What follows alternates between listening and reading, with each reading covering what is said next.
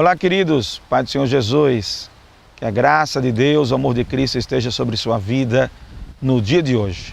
Essa é a nossa oração em nome de Jesus. Obrigado pela companhia, obrigado por estar com a gente aqui na nossa TV, no Facebook, no YouTube, na Rádio Libertadora.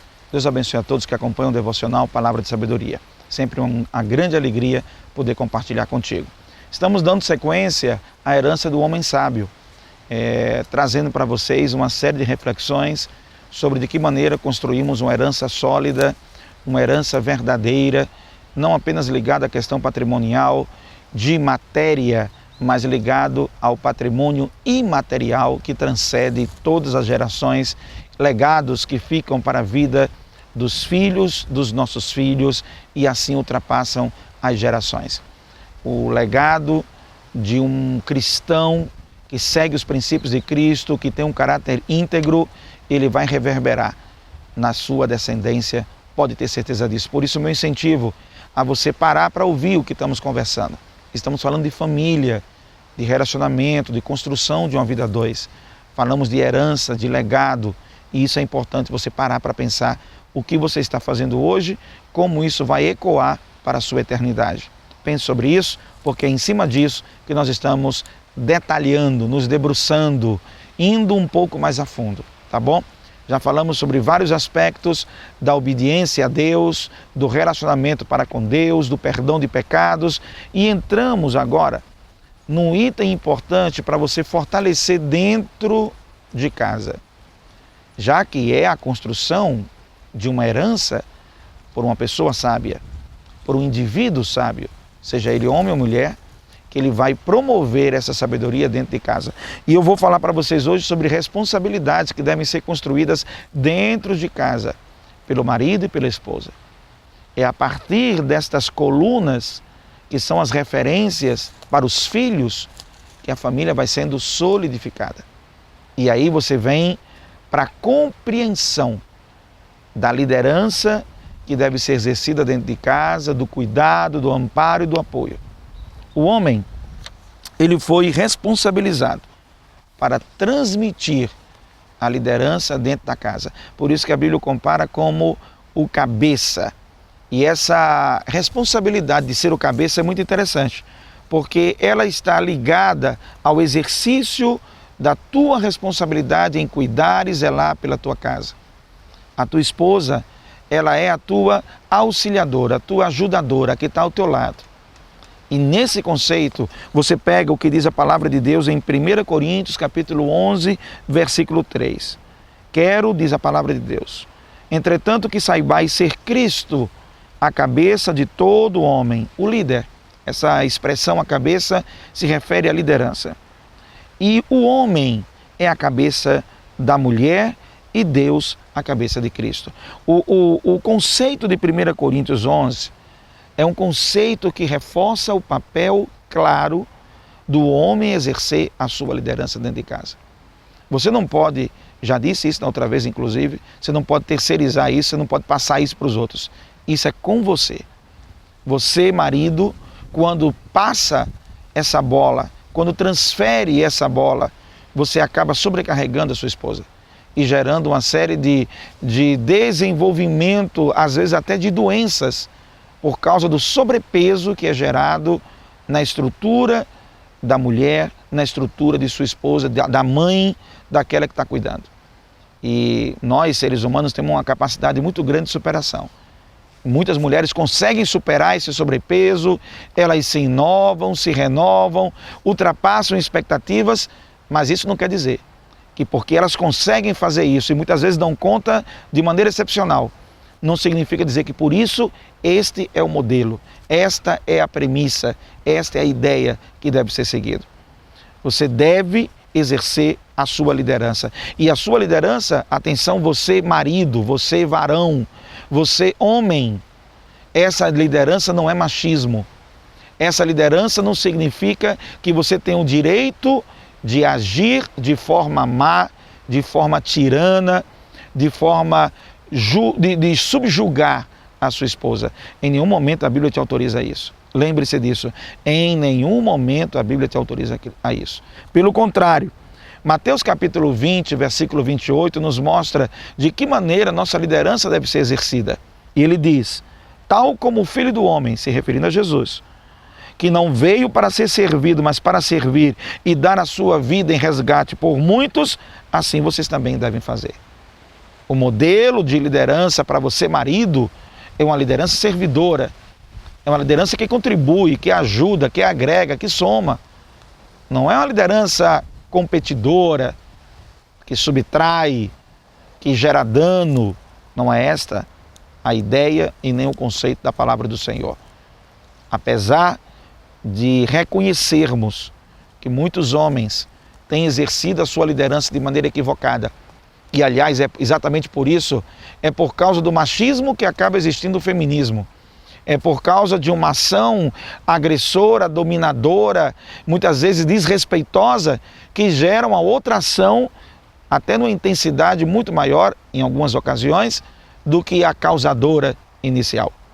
Ou seja, foi por causa de homens que não compreenderam o seu papel de liderança, de agregar, de somar, de planejar, de organizar, de estar ali cuidando da sua casa, dos seus filhos, protegendo, provendo.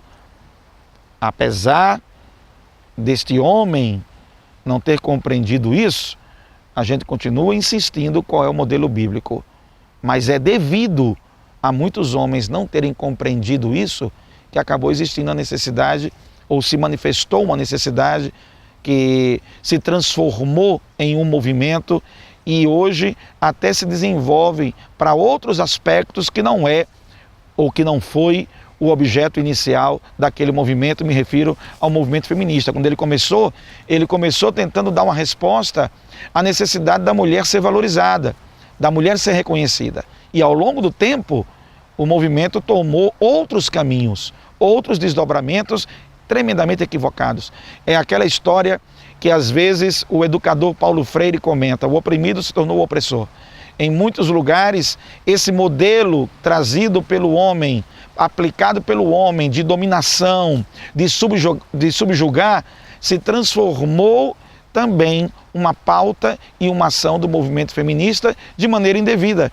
Porque não foi essa a origem do movimento e não foi essa a intenção da origem do movimento, mas ao transcorrer das épocas foi agregando outras pautas e outras situações e gerou então um extremismo equivocado. A Bíblia não apoia, sobre hipótese nenhuma, que o homem haja com a sua mulher de maneira errada. E isso é um ponto para você ponderar no dia de hoje. Você quer construir um legado? Você precisa aprender a dialogar com a sua esposa. E isso é um aprendizado realmente. Nós, homens, e aí eu me refiro a todos nós, somos muito objetivos na nossa tratativa. E por causa dessa objetividade, muitas das vezes saímos atropelando tudo. E não observamos a delicadeza desse modelo que Cristo nos dá. Você, homem, masculino, na sua responsabilidade de gerar, de prover, de cuidar, de atender, de proteger, você tem uma responsabilidade de agregar e somar os valores que a sua esposa traz até você. Aliás, são vocês dois que formam uma só carne. Não é cada um no seu lado, não é cada um no seu canto, são os dois juntos. Por isso, é um aprendizado, é um momento que você tem que ter humildade em seu coração. Reconhecer onde está errando, reconhecer se você abriu mão de sua liderança, você reconhecer que abriu mão de sua liderança e começar a exercê-la de maneira progressiva, respeitosa, cautelosa, mas acima de tudo, visando o bem comum da sua casa, visando o bem-estar, o equilíbrio, o progresso e a harmonia da sua casa. E a esposa, que por sua vez tem agido de forma dominadora, desrespeitosa, agressiva, ela tem que colocar um pé no freio e ela tem que compreender que não é pelo fato histórico de ter existido abuso da autoridade por parte de muitos homens que dá a esta mulher a legitimidade dela proceder da mesma maneira. Os dois procuram um equilíbrio. É assim que a palavra de Deus nos orienta. Se você compreende o que eu estou lhe dizendo, o homem assume o seu papel, sua responsabilidade, e a mulher assume dela. Os dois se completam. Gente, isso existe uma uma profundidade, uma singeleza, um benefício mútuo tremendamente grande. Eu sei que o que eu estou falando não é fácil, não estou aqui também te mostrando que não, isso aí é moleza. Não é. Porque nós carregamos muitas marcas culturais na nossa formação desde pequenos, os modelos que nossos pais, os modelos que nossos avós, os modelos que nossas famílias muitas vezes trouxeram, em que o homem não agiu como a Bíblia mandava agir. E que, por sua vez, a mulher também não agiu como deveria agir. E aí, em vez de se juntarem para poderem resistir às adversidades, suplantarem os problemas, conquistarem para a vida em família, acabaram se degladiando uns aos outros. E muitas famílias vivem um caos porque não experimentaram a vivência real desse princípio. Ame você, marido, diz a palavra do Senhor. Ame você, marido, a sua esposa. Mulher, esteja submissa ao seu marido como Cristo, como a igreja está submissa a Cristo. Essa é a comparação de Efésios 5:24. Essa submissão não dá ao homem o direito de tripudiar, não dá ao homem o direito de maltratar, não dá. Vamos deixar isso bem claro, não dá. Ao mesmo tempo em que o homem precisa compreender que sua maior demonstração de amor é o cuidado, o diálogo, é sentar, combinar, conversar, se entender, a mulher também, por sua vez, o faz isso, mostrando respeito e consideração pelo seu marido. E quando você faz isso, você gera uma ponte de equilíbrio. Há uma retroalimentação positiva. Os dois passam a viver, literalmente, o amor, como diz a palavra do Senhor. E essa é a sua referência. Se a sua família não foi construída assim, se a tua família não experimenta isso, hoje, agora, através dessa palavra, é o momento de você ponderar, de você parar e refletir como eu posso exercer esse amor cumprindo o meu papel de marido e você o seu papel de esposa. Como eu posso fazer isso? Tem muitas coisas que, se não for o amor, vocês não vão conseguir levar adiante. O teu casamento, se não tiver fundamentado no amor, não vai conseguir seguir adiante. Porque as lutas, o egoísmo, as limitações, e você sabe que o ser humano é muito egoísta, cada um quer puxar para a sua brasa, cada um quer saber de si.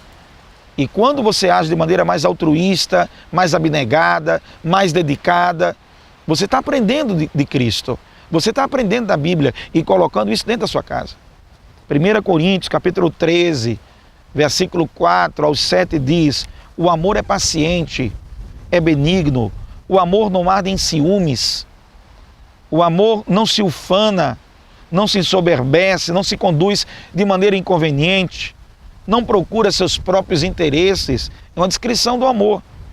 Não se exaspera, não se ressente do mal, não se alegra com a injustiça, mas se alegra com a verdade. Tudo sofre, tudo crê, tudo espera, tudo suporta. Essa é a referência do amor para nós. E é isso que tem que ser plantado na sua casa. Eu vou te dizer até uma coisa: muitas das faltas que existem dentro de casa estão partindo da primeira falta, o amor. Muitas das coisas que você sente falta dentro de casa, respeito, paz, equilíbrio, essas coisas que você sente falta na sua casa, marido e mulher, vocês são as colunas, é a partir de você que a sua geração é formada. Meu querido, muitas dessas coisas começam pelo amor. Cumpra seu papel, varão, lidere a sua casa.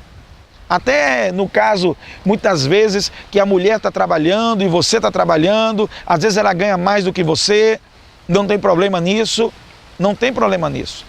Você deve ter a sua liderança num espírito de confiança. Você gera confiança para a sua família. Você é confiável na sua casa. Você se comporta de maneira que produz confiança e sua esposa confia em você. Confia na relação de vocês dois, construindo uma vida em comum. Ok? Hoje a realidade social muitas vezes faz com que não apenas o homem tenha que trabalhar, não apenas ele tem que prover os recursos dentro de casa. Muitas vezes a esposa também tem que trabalhar.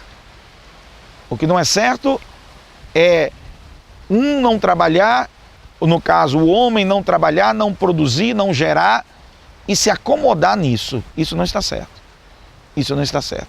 Você pode até passar por um período difícil, uma circunstância, mas compreendendo que é um período, é um momento.